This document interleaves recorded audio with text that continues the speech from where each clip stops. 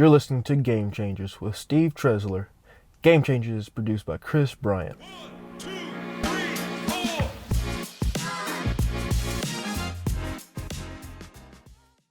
Hey, welcome to Game Changers. I'm Steve Tresler. I want to thank you for joining us. Today's guest, William Levi Warfield. Yeah. William Levi Warfield, born October 13th, 1977. Will, thanks for doing this, man. I appreciate it. Appreciate you. Does everybody call you William, or is it Warfield? I know your nickname is the King of Stream, and we're going to talk about that because that is something that has been 20 years earned in a very tough business. But what is it? What do your friends call you? Well, the people like inside my circle, you know, everybody's got their own little circle, right? And we try to keep that a limited circle. They call me Bill, because that's what I grew up. You know, family calls me Bill, mom calls me Bill, wife still calls me Bill. So yeah, that's what everybody calls me inside that limited circle. So you know, if somebody really knows you and they're yelling for you. Yeah. We were at a softball game the other night, for example, and there's a lady that, you know, she has a daughter, and I grew up with her, and she goes, "There's Bill out there coaching first base." Oh, no kidding. Yeah, and Katrina told me, my wife, she said, "I knew that they knew you for a long time because they called you Bill." Oh yeah. So yeah, that's a good way. I'm Stevie to all my family and cousins. Tell me about your parents. Where did you grow up, and what are your parents' names? So my dad, his name is William Warfield. He's the second. He's William Jr.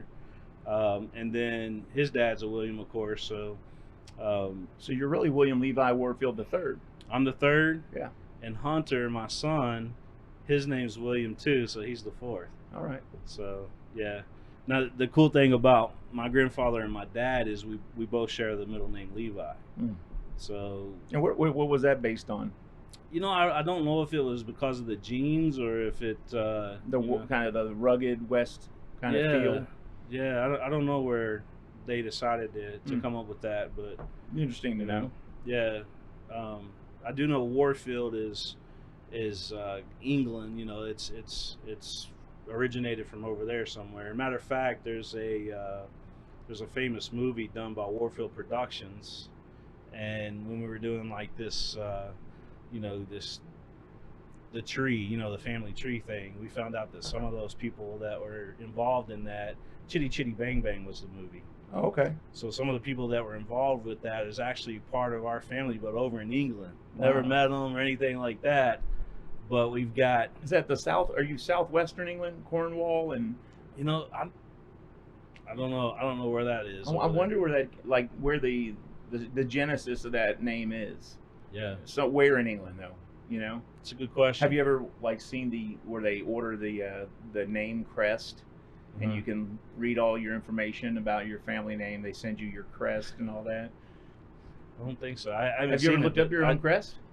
The only thing that I've seen is like the ancestry thing. Yeah. Because we were watching some shows that, you know, we're trying to trace back people's ancestors, and it was something that, you know, one of those crazy. I won't say crazy, but you know, one of those shows that were on one of the major networks. Yeah. And just kind of got us thinking.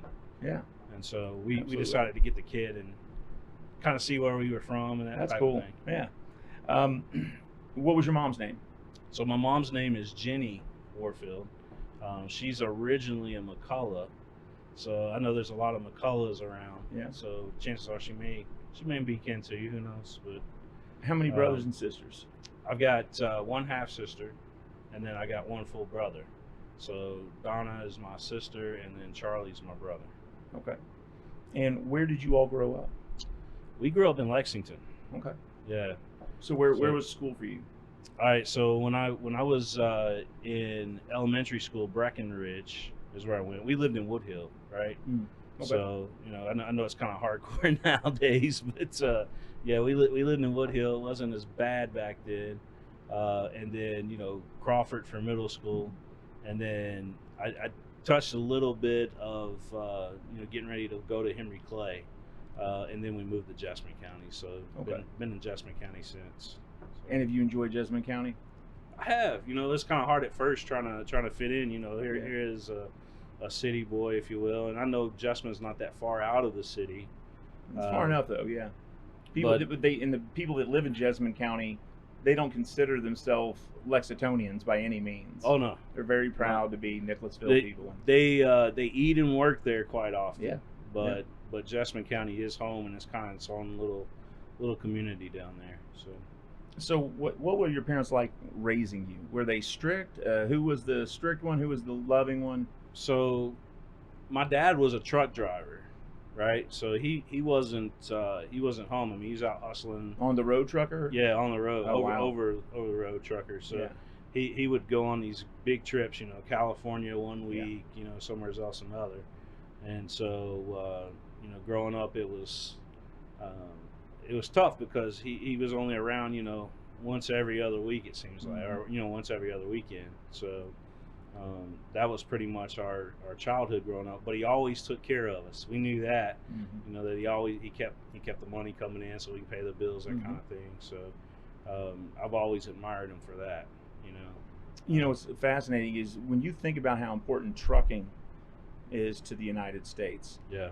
Everything in this mobile studio you have, which, by the way, we are recording this in Prep Spin's mobile studio, brought to you by Mingy Beef Jerky, which is, for me, a treat because it is expensive, but it's worth every penny of it. It really is. It's just the best. And by the way, they don't sponsor me. I'm saying that because I love Mingy Beef Jerky. I'll get you a bag. Oh, please. I've got some with me, actually. Hey, I'll take it. But what's fascinating is everything in here. This table got to you by a truck. These microphones showed up at your door by Amazon or whoever brought it by a truck. Yeah. The carpeting in here came by a truck. Mm-hmm. The equipment came to you or to the store by way of a truck. Right. Everything, all the sodas in your house got to the store by a truck. All the food, all your groceries. Trucking is the most valuable thing. Trucks keep this country running. I don't think people really appreciate that. So 5 quick questions. Okay. What's your favorite food? Over the years it's been pizza, and I mean you could tell I eat a lot of pizza. Yeah, who doesn't? Pizza's great. Favorite movie? Forrest Gump. Really? Yeah, you don't. That same year was Shawshank Redemption. You don't lean towards Shawshank? Nah, Forrest Gump's been my movie, man. Yeah, that's a great movie. It's just got so much storytelling in it. Yeah, it's an amazing movie, and that was really the last soundtrack I think I ever bought for a movie too. Yeah, was that soundtrack? It was amazing. Every song was great. Okay, who's your favorite musician or your favorite group or?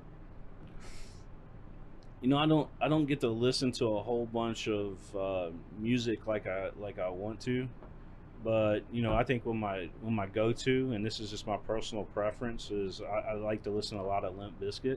Oh wow, yeah. Yeah, so I'm really into that type of music. So it's not because it's kind of like everything shaking up in a can. You got a little bit of rock, you got a little bit of rap, you got alternative music there. I remember they were big for a while. Yeah, so like keep rolling. Yeah. Come on, yeah. Who was your childhood sports hero? Ryan Sandberg. That was your number one guy? That was my number one guy. Chicago Cubs second baseman. Chicago Cubs second baseman, yes sir. I first time I turned on a Cubs game, my brother-in-law told me to check it out. It was the Cubs taking on the Giants. It was in the playoffs, 1989, and I got to see Rhino bat and him and Grace, Sean Dunston, all those guys, Andre Dawson on that team. Sean Dunston, Andre Dawson. It got me hooked, man. Yeah. So they had a squad. And they had two, a lot of people don't realize, but in that year they had 2 Rookie of the Year guys. It was Dwight Smith and Jerome Walton. Those guys really had me hooked too. Yeah. I didn't remember that, but yeah, I remember now. Yeah, and then I've always admired and I think, one of my favorite of all time is Ken Griffey Jr., of course. Oh, who doesn't love Ken? Yeah. I just love baseball, so I can watch. Cubs are obviously my favorite, but I can watch any baseball team play. Mm-hmm. I really admire the sport, and I love playing it still. Yeah. So. Yeah, it's definitely one of my favorites as well. Who's your celebrity crush? If you could have married your celebrity crush, who was that? Oh, celebrity crush. You know, Me, it's easy. Eva Mendes. That just bam. I'll take Eva All right, Mendes any so day of the week. yeah, so here we go. It's definitely 100% Stacy Keibler. Really? Stacy Keibler. Yeah, she I don't know if you watched wrestling growing up, but she was kind of like started out like a Nitro girl on WCW, and then she got involved into the in-ring persona and went on to WWE and became a Hall of Famer in WWE. So Now I forgot. That's one thing that I forgot about is how big you are into wrestling. I am. Yeah. Now Jade Cargill, I met last year. Took a picture with her, tweeted it out, and and I was shocked. It was the most responded to tweet outside of a couple big name people that mentioned me in their tweets I ever got. Like all these wrestling fans, because she tweeted it out too. All these wrestling fans were like, "I'm so jealous of you right now." But I mean, it went on for like hundreds of comments. It's another planet, man. When they talk about WWE universe, if you've heard that terminology being used, that's what it is, man. Yeah. It's they're on their separate universe there, and it's wild, man. But it's a lot of fun. Oh man, I remember as a kid, the ones I grew up with was the Mouth of the South. What was it? What was Jimmy Hart. Jimmy Hart. Yeah. Brutus the Barber Beefcake. Yeah. Superfly Snuka. The Junkyard Dogs. Like those were the Hulk Hogan, of course. Everybody loved Hulk Hogan. I loved Rowdy Roddy Piper. Yeah. He was one of my all-time favorites. Like that was the coolest cat I'd ever seen. Yeah, I loved Hulk Hogan growing up. It was always good to see him, and especially after WrestleMania 3 when he took on Andre the Giant. Oh yeah. Yeah, that was pretty awesome. There. And that guy was a giant. He was. I don't think people understand how big he was. No, he was huge. He was. I mean, next to Hulk Hogan, he looks huge, and Hulk Hogan was 6'8", 6'9". Yeah. And Andre the Giant makes him look like a normal dude. His hand is about as big as this logo on the center of this table. I mean, That's insane. That's insane. Yeah. So, you graduated from what high school? So I actually went to Jessamine County, like I mentioned. Oh, that's right. There was no East and West yet. Right. Okay. Yeah. So I ended up doing independent school. A lot of people don't know that, but and this is the first time I've ever talked about it was Jessamine County Independent School. Yeah. So that's where I ended up going to and doing that. And you graduated in what year? 97. And then 97, did you go to college? Did not. So you went straight to work? Straight to work with Radio Shack. Okay, so you're working at Radio Shack. They were big at that time with computers, and you mentioned in an article with Mike Fields that you were scared to death to even sell a computer because you didn't know what you were talking about. You never used them, not much anyway. You didn't have one at home. You're like, what am I going to say? Right. Yeah, I was doing the training, and I actually had a customer come in and ask me about a compact computer, and I had no clue. About those. Yeah, I had no clue, and luckily there was a guy named Mike that worked at this Radio Shack over at Tate's Creek when Tate's Creek had a Radio Shack there in that center over there, and he taught me a lot about it. And then, of course, working at Radio Shack, there's certification after certification that you do because that's what they specialized in was, the technology and, the small parts and all that. So you had to stay up on that. Yeah, there was 36 certifications. They ended up going through plus another few for the management stuff. So they had, it's a whole different issue and a whole different probably episode that we could talk about the fall of Radio Shack. Yeah. But what was it in just the shortest of terms? Why did they go under if they had such good training and they were sounds like investing in their employees? They lost their niche. Their niche, and the reason why everybody truly loved them and kept shopping there was because of their parts and batteries, right? They got so much into cell phones, and it just run the business. Really? Yeah, they were going for these home run sales, because every time you sold a cell phone, the store would get $200 or $300. But when you take your focus off of your main core and you apply it to that, over time it just doesn't work out. Yeah. Works in the short term, but it doesn't work in the long term. and Amazon was getting popular, and then people were just like, man, we've had enough with it. All you guys do every time we walk into the store, try to sell me a cell phone. We started ordering from Amazon. And also, people forget Amazon was not really the first to do, order by mail. Right. I mean, for years, the Sears catalog was huge. They were doing that in the 20s and 30s. And that's not a new thing. My mom collected stamps out of the Sears catalog. Yeah. So you got all these stamps, and she had a whole bunch of books of them, Yeah. And so I forget. Yeah, in the back they would give you stamps to mail your order in. Yeah, so you do that. It applies to your total or whatever, or you could get free stuff through that, for collecting the stamps. So I remember Mom that was Amazon. Yeah. You could, back then you could even order a lot of the older houses that you see built.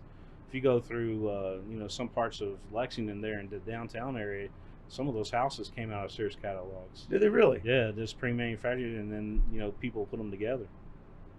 And we think manufactured homes are just something that's sprouting up. It's all been done before. Yeah. So 22 years old, you're at Sears. Radio Shack. Excuse me. Yeah. What happens? So I become a manager at Radio Shack, and that was a good 10 years there for me, good 10-year span, because if you think about what I do now and all the technology So how long were you there? From what age to what age? So I was there from my senior year in high school. So 17 to 27. Yeah, I was there for quite a while. So you really made a name for yourself. You were loyal. Yeah. You persevered. Yeah. And you stuck it out, and then they really turned their back on you. It's not like you left Radio Shack. I was out a year before they ended up closing the whole thing down, right? So there was a guy named Mark Moore that had come into to my store over there when I was running the South Farm store, which is next to the Walmart on the corner of Nicholasville Road, Man of War. So we had a South Farm store. That's one of the names I'm gonna hit you with later. Okay, go ahead. Yeah. So Mark Moore came in there, and he was like asking me a bunch of questions about the part stuff and hooking up certain things, and he started telling me about what he did, industrial laundry equipment, that type of thing, and he was looking for somebody to do marketing, and he kind of a soft pitch, And his company was REM Company, over in Versailles, right where we're at right now, actually. And if you're not from Kentucky, it's Versailles. Right. Yeah. Yeah, because Versailles, there's a Twin City, and where's that, in England too? As well? Oh yeah, Versailles, France, I think. Okay. Yeah. Yeah. So they'd be horrified if they heard how we pronounce their city name. Exactly. I've heard that before. When I actually ran the Radio Shack here and managed the Radio Shack when they had one here in Versailles too. So I was all over the place with Radio Shack, but it was, like I said, great learning experience. Well, the local house comedian at Comedy Off Broadway, Scott Wilson. Who, by the way, his wife Peggy, he just lost her. God bless you guys. Yeah. Scott had a great joke that he got in trouble for. Not trouble, but really they kind of said something to him. But he caught a lot of flack from people in Versailles when he said, "Be careful as you make your way out of Lexington," because remember he used to be on the Sky Chopper. Yeah. He's like, "Be careful as you make your way out of Lexington. It's kind of backed up going out towards the castle. Apparently there's some debris down there on the road. Now, if you're from Versailles, you're going to see some debris on the road." And he caught some flack from the Versailles people, but it was a good joke. So, so talk about that. So he's telling you he needs a marketer for REM. Yeah, he had a marketing position opening up there, and it was a couple of days later. I ended up calling him back because he had left me his phone number, and I was like, I'm ready for a change. And that same day, I called the district manager and told him, hey, I'm turning in my 2 weeks notice, because I felt so good about, the conversation that Mark and I had over the phone that, and I was burnt out by that time too. You work retail for 10 years straight. Even though it was a great learning experience, when you had so much pressure on you to sell cell phones, it was tough, man. A decade of that, day in and day out, 8 to 10 hours a day. That's more than a college degree. You're going to learn more there than you'll ever. And I have a degree. I learned more out of college 1 year in Iraq than I would have learned in 10 years in school. Yeah, and thank you for your service, by the way. Oh, That's, yeah. But so you started working at REM. Now, tell me this: what happens to where you're at REM, and then Mark Moore says to you, "Hey, my son right. has a game that's coming on. I'm going to be in business in California on a business trip. I would love to listen to his game. Is there any way you can figure out, William, how to get it on the internet?" Yeah. And what year is this? So this was 2005-ish. 2006, I think. And he's like, "Get this game on the internet somehow." That was your job, and that way he could hear it. And apparently you figured it out and got it done. I did. So and what happened inside your brain that day? So I knew the local radio station, and because me and Mark had talked, he's like, the local radio station is doing the broadcast. I'm going to be in California. I'd love to hear that game. Mm-hmm. I'm not going to be able to hear it there because obviously the technology at the time, they weren't streaming. Not all radio stations were anyway. I think Mark Cuban might have had something out there or something, but I just got on Google, man, and it's kind of like one of those moments where the light bulb goes off, right?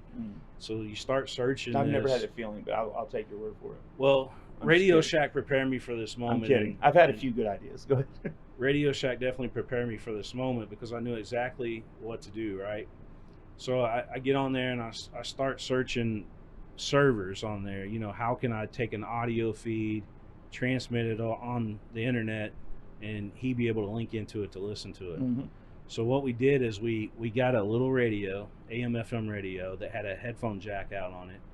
And then on the back of our computer, you got your microphone input, right? Mm-hmm. So we basically went from that to that. Like it was a set of headphones. Yeah, just a jumper cable, right? No kidding.